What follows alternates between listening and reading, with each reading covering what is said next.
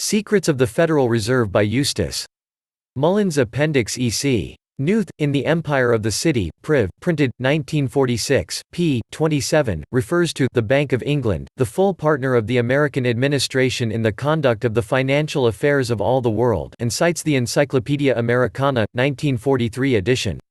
Barron cites Lord Swathling, April 8, 1923. Lord Swathling said, "Exchange can only be run from London. This is the centre in exchange." They Told Barron, by Clarence W. Barron, founder of Barron's Weekly, Harper's, New York, 1930, p. 27.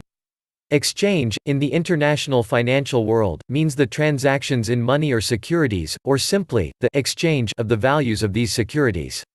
It is necessary that this exchange take place where the values can be established, and this place is the city in London. London was established as the primary centre of exchange because of the consols of the Bank of England, bonds which could never be redeemed, but which paid a stable rate of return. Henry Clews writes, in The Wall Street View, Silver Burdett Co., 1900, p. 255, the Consolidated Act of 1757 consolidated the debts of the nation of England at 3%, which were kept in an account at the Bank of England and as the great bulwark of its deposits. By ostentatiously dumping consols on the London Exchange after the Battle of Waterloo, in a pretended panic, Nathan Meyer Rothschild then secretly bought up the consols sold in the panic by other holders at a low rate, and became the largest holder of consols, and thus won control of the Bank of England in 1815. 12% dividends. Although a Labour government nationalised the Bank of England in 1946, the Great Soviet Encyclopedia points out Volume I. p. 490c that the Bank of England continues to pay 12% dividends per annum, just as it had done prior to the nationalisation. The governor is appointed by the government, in a situation similar to that in the United States, where the governors of the Federal Reserve System are appointed by the president. However, as is pointed out in the Encyclopaedia Americana v. 13, p. 272, in practice, the governors of the Bank of England have not hesitated to criticize and bring pressure on the government in public. Bank rate. The interest rate set by the Bank of England is known as the bank rate, and it is a controlling factor in interest rates throughout the world, although rates in other countries may be higher or lower than this bank rate. The Bank of England manages the government debt, and is called upon to arbitrate in political affairs. It served as the intermediary with the Iran revolutionaries in negotiating for the return of the American hostages, a recent example. We should not be surprised that the present governor of the Bank of England, Sir Gordon Richardson, is a prominent international financial figure, who appears elsewhere in these pages because of his connection with the J. Henry Schroeder at WAG in London from 1962 to 1972, when he became governor of the Bank of England. He was also director of J. Henry Schroeder Co., New York, and Schroeder Banking Corp., New York. He also serves as director of Rolls-Royce and Lloyds Bank. Although he resides in London, he maintains a home in New York, and is listed in the current Manhattan directory simply as G. Richardson, 45 Sutton Place S, although a prior listing showed him at 4 Sutton Place. Sutton Place was developed as a fashionable address for the International set by Bessie Marbury, whom we earlier cited for her connection with the Morgan family and the Roosevelts. The present directors of the Bank of England 1982 include Leopold de Rothschild of N.M. Rothschild & Sons, Sir Robert Clark, chairman of Hill Samuel Bank, the most influential bank after Rothschilds, John Clay, of Hambros Bank, and David Sholey, of Warburg Bank, and joint chairman of S.C. Warburg Co., Anthony Sampson writes, in The Changing Anatomy of Britain, Random House, New York, 1982, p. 279, the more cosmopolitan banks with foreign experts and directors, such as Warburgs, Montagues, Rothschilds and Kleinwerts, had also discovered a huge new source of profits in the market for eurodollars, which began in the late 50s and multiplied through the 60s. British bankers themselves controlled relatively small funds, but they knew how to make money out of other people's money.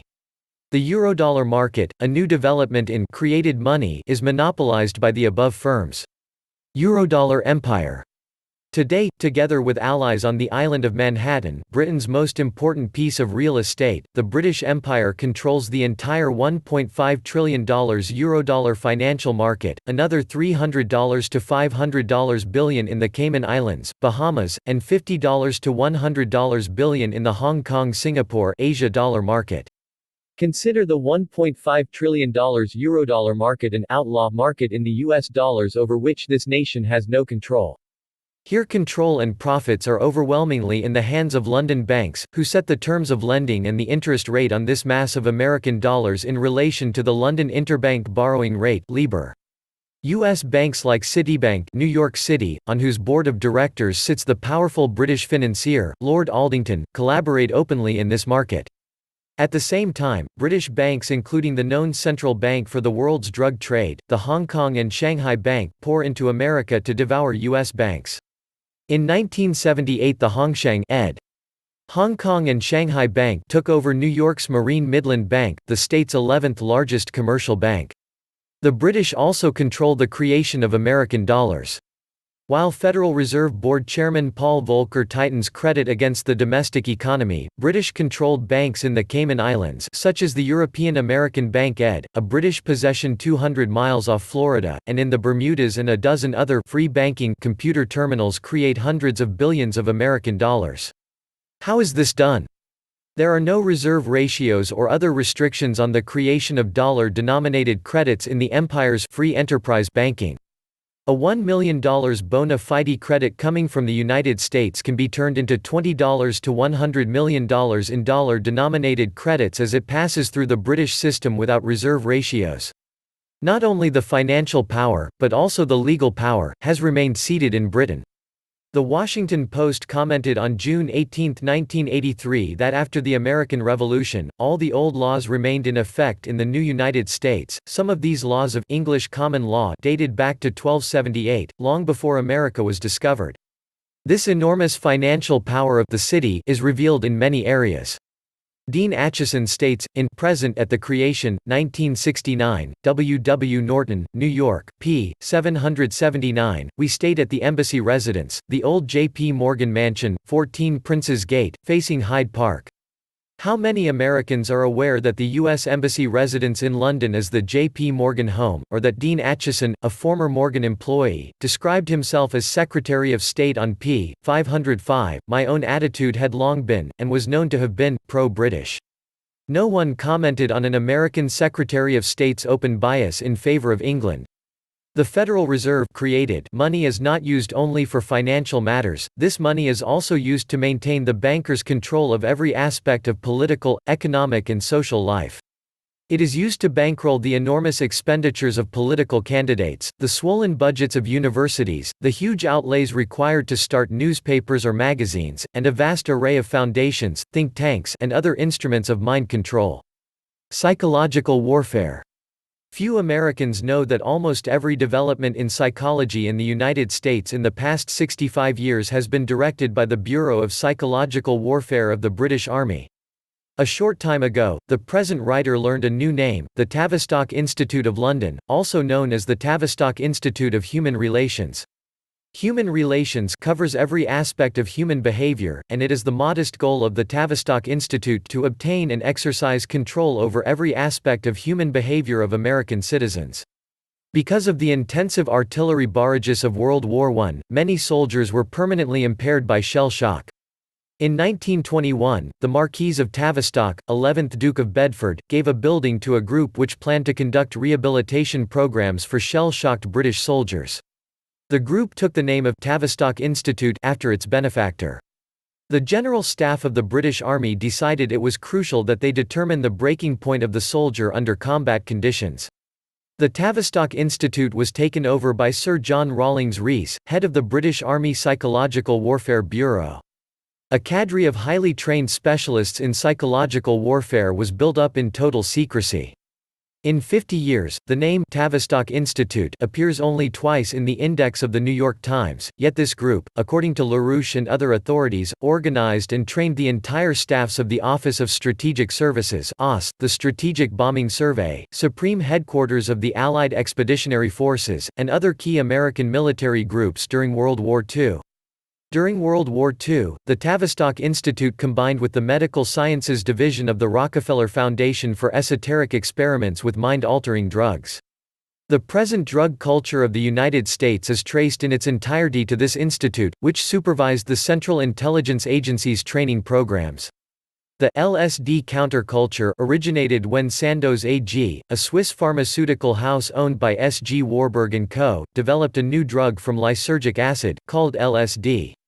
James Paul Warburg, son of Paul Warburg who had written the Federal Reserve Act in 1910, financed a subsidiary of the Tavistock Institute in the United States called the Institute for Policy Studies, whose director, Marcus Raskin, was appointed to the National Security Council.